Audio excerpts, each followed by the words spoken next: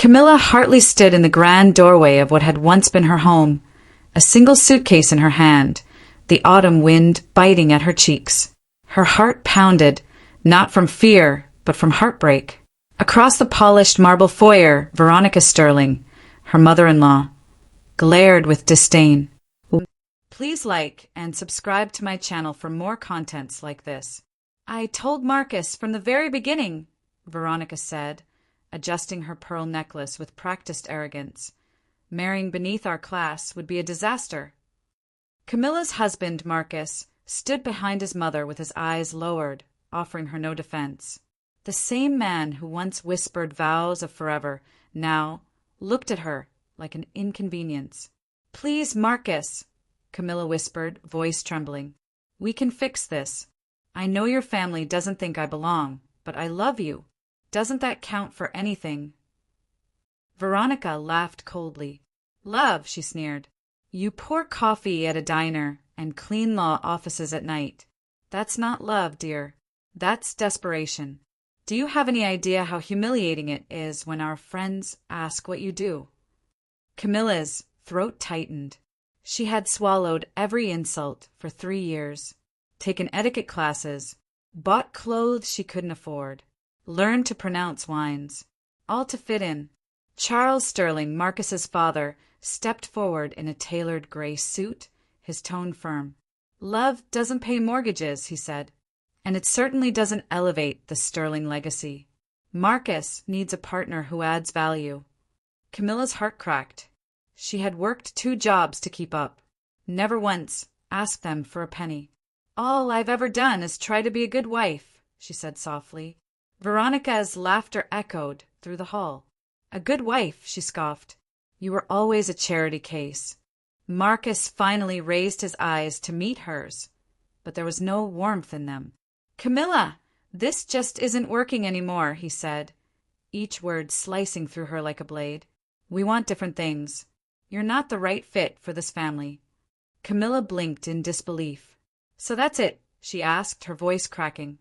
3 years, and I'm out because I don't come for money? Charles sighed. Don't make this more dramatic than it is. We're simply being practical. You've become more of a burden than a benefit. Something snapped inside her. Beneath the sorrow, a flame flickered to life. You're right about one thing, she said, standing tall. I am worth more than your money, your dinner parties, your cold looks, and you, Marcus. Her eyes locked onto his. I hope your family's fortune keeps you warm when you realize what you threw away. She turned and walked toward the door. Veronica called out behind her, good riddance.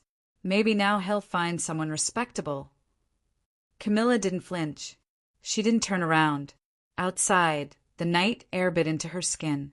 She dragged her suitcase down the long stone path, past the hedges she had trimmed by hand, the roses she had once planted to impress Veronica. Her bank account held less than $300. She had nowhere to go, no plan, but she had her pride.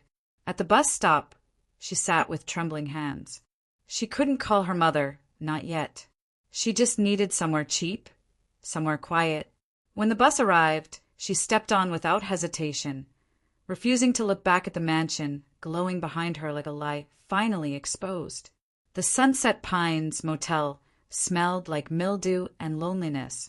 For $49 a night, she got a dim room with a broken heater, peeling wallpaper, and a mattress that sagged in the middle. But no one here judged her.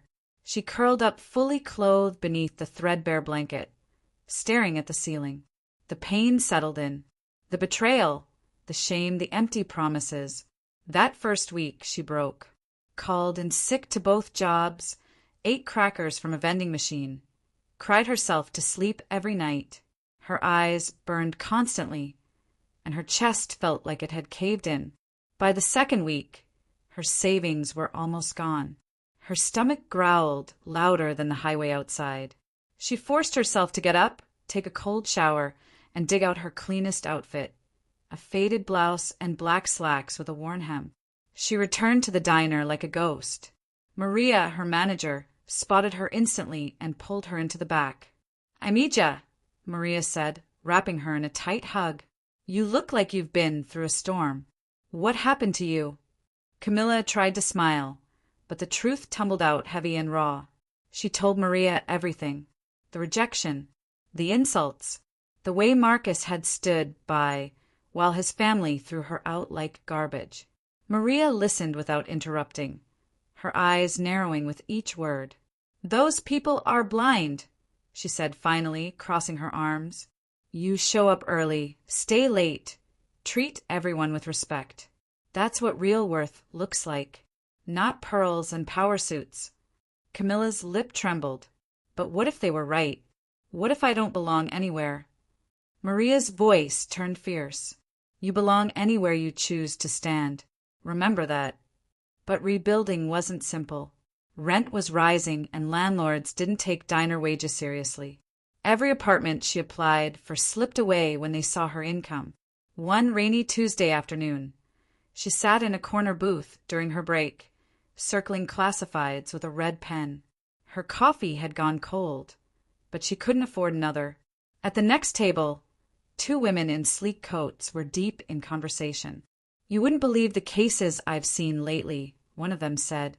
"We had a client find out her dad left her a trust, over $17 million. Camilla's hand froze around her pen. She wasn't trying to eavesdrop, but the words hit too close. "The father had cut ties with the family," the woman continued, stirring her tea. "But he made sure his daughter was cared for. Set up the whole thing through a Charleston firm." She didn't even know until a random conversation made her look into it. Camilla's heart thumped. Her own father, Thomas Hartley, had passed away when she was just 15. He had always been loving but secretive, especially about money. Her memories flooded back, the late-night phone calls, locked drawers, thick manila folders, and her mother's vague responses whenever she asked what Dad had done for a living. "He was working on something to protect us," her mother once said, "but it all got too messy after he passed." Camilla pulled out her phone and began searching for information on forgotten trusts and unclaimed inheritances. What she found made her pulse race. There were dozens of legal tools her father could have used. Maybe, just maybe. That night, she did something she hadn't done since the day Marcus kicked her out. She called her mother. The phone rang 3 times before it connected. "Camilla," her mother asked, surprise laced with concern. "Are you all right?" Camilla hesitated. "I need to ask you something about Dad, about his finances." There was silence on the line, and then a soft sigh. "Your father kept things close," her mother said. "After he died, I was so lost. I let things go. Some lawyer from Charleston called, but I couldn't handle it. Do you still have anything of his?" Camilla asked, hope crawling up her spine. Her mother sounded hesitant. "There are boxes in the attic. I never open them. Maybe it's time." The next morning, Camilla took the earliest bus to her childhood home. The porch steps creaked, like they always had. Inside, everything was familiar. Her father's old mug by the sink, his coat still hanging on the hook. In the attic, covered in dust, she found 3 cardboard boxes marked Important TH. Sitting cross-legged on the floor, she opened the first box. Old tax returns, insurance paperwork, receipts. The second box, though, held a letter that made her breath catch. It was from a Charleston law firm, Winters and Lang, dated 2 months before her father died. The letter clearly outlined a trust created for Camilla Elise Hartley, to be accessed on her 25th birthday or in case of extreme hardship. She was 26, and she was definitely experiencing hardship. Camilla barely slept that night. She kept the letter clutched in her hand as though it might vanish. At sunrise, she stood in front of the tall brick office of Winters and Lang in Charleston. She smoothed her thrift store blazer, walked inside, and approached the front desk. "I need to speak to someone about a trust," she said. "My father, Thomas Hartley, set it up. I have the paperwork." The receptionist, a kind woman with silver glasses, nodded gently. "Mr. Lang will see you shortly." 20 minutes later, Camilla sat across from Edward Lang, a man in his 60s with kind eyes and a quiet voice. He took the letter from her, eyebrows lifting as he scanned the contents. "Miss Hartley," he said, "your father was one of our most meticulous clients. I remember him well. He came in every year like clockwork." He opened a filing drawer and pulled out a thick folder labeled Thomas Hartley, Trust, C. Hartley. "I've been waiting years for you to walk in that door." Camilla leaned forward. "So it's real?" Edward smiled. "Very real. Your father started modestly, real estate, long-term stock investments, but he had remarkable instincts. This trust was structured to grow steadily." Her hands trembled. "How much is in it?" Edward flipped through documents, then looked up. "As of last quarter, it's worth just under $12 million. Camilla's breath caught in her throat. 12. 12.3, he said with a nod. "And based on your current financial state, you qualify under the hardship clause." He handed her a sealed envelope. "Your father left this to be opened when the trust activates." Camilla opened it slowly, tears welling in her eyes. The letter, in her father's handwriting, read, "My dearest Camilla, if you're reading this, life must have knocked you down. I may be gone, but I'll always protect you. This trust is your shield. You are worthy.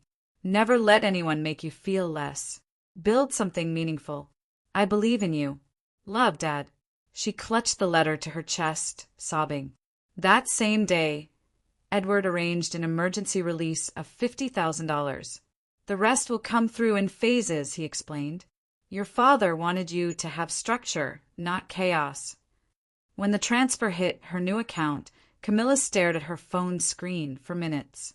Just a week ago, she'd been counting coins for gas station meals. Now, she had enough to breathe. The first thing she did was find a clean, quiet, one-bedroom apartment in a working-class neighborhood. Wood floors, honest landlord, and no judgment. She bought herself time, quit both jobs, used a portion to enroll in a community college's business management program. If she was going to control her inheritance, she needed to understand how to use it. She kept it low-key. No designer bags, no Instagram-worthy moments. Just steady rebuilding. Then, 3 weeks later, Maria from the diner called. "Camilla, you're not going to believe this," she said, breathless. "Marcus came by. Looked like hell. Asking about you." Camilla froze. "Why?" "I don't know," Maria replied. "But that's not all." Maria's voice lowered. "My cousin works at the country club the Sterlings go to. Says they're in trouble. Financial ruin. Charles made bad investments. Lawsuits. Veronica was crying in the spa. They might lose the estate." Camilla felt a strange stillness settle in her, a quiet kind of justice. "Oh," Maria added, "and Marcus is telling people you walked out on him, that you left." Camilla's jaw clenched. "He's rewriting the story." Maria chuckled. "They always do when they're losing." 3 days later, there was a knock at her door. She looked through the peephole and saw him. Marcus Sterling. His once groomed hair was unkempt, his clothes wrinkled. She opened the door a crack. "Camilla," he said, voice low, "you look different." "What do you want, Marcus?" she asked. He shuffled. "I made a mistake. I shouldn't have let them push you out. I was scared, confused, but I still love you. Maybe we can try again." Camilla blinked. Was this real? "You want to try again?" she asked. "Now that your family's crumbling? Not when I stood there crying, begging you to fight for me." He looked pained. "It's not like that." "Then what is it like?" she pressed. "You stood in silence while your mother called me a burden. You didn't blink when your father said I was dragging you down." "I was wrong," Marcus whispered. "But we can start fresh. Leave it all behind." She shook her head. "I've already started over. Without you." Marcus's face fell. "So that's it." She nodded. "That's it. I'm not the woman you discarded anymore. I know my worth now. It's not defined by your approval." She closed the door, gently, the final chapter of her old life clicking shut behind her. That evening, Camilla called Mr. Lang. "I want to do something with this money," she said. "Something that helps women like me, abandoned, underestimated, trying to rebuild." He listened. "Then let's start building the Hartley Foundation," he replied. 6 months later, Camilla stood before a crowd in a sunlit conference room. The Hartley Foundation banner hung behind her. She wore a tailored navy suit, her shoulders square. "6 months ago," she began, "I was broken. I slept in a motel. My ex-husband's family said I was nothing. But here's what I've learned. Your worth is not your last name. It's not your salary. It's your strength." Dozens of women, survivors, professionals, counselors, listened, some nodding with tears in their eyes. The foundation had already helped over 200 women start new lives. Camilla had finished her business courses and was applying for an MBA. She had friends now, real friends, people who saw her, not her status. One night, she got a message from Maria. Turn on Channel 6. The news showed Marcus, Charles, and Veronica Sterling leaving the courthouse, faces drawn. Charles's company had collapsed under fraud charges. They were bankrupt. The mansion sold. Veronica's pearls gone. Camilla watched silently. That same night, her mother arrived with a small wooden box. "I found this in your father's desk," she said. "He meant for you to have it." Inside was another letter and a safety deposit key. The note was simple. "Camilla, if you've come this far, you already know how strong you are. But your grandfather left you more. Use it to change the world. Love, Dad." She held the key tightly, not for more money, but because she finally knew she didn't need to be chosen. She had chosen herself. The next morning, Camilla met Edward Lang at the bank. The manager led them into a quiet vault room, with a safety deposit box waited. Her hands trembled as she turned the key. Inside were a few yellow documents, a velvet pouch, and a stock certificate folder. "These belong to your grandfather," Edward explained. "Your father preserved them for decades." Camilla opened the folder slowly. Early shares in companies like Intel, Microsoft, and Google, bought when the companies were just starting. Edward's breath caught. "Camilla, these could be worth tens of millions." Camilla stood there, stunned. Her father hadn't just given her money. He had given her the power to shape lives. "He believed in you," Edward said softly. "And from what I've seen, he was right." That evening, Camilla went home and drafted a new mission for the Hartley Foundation.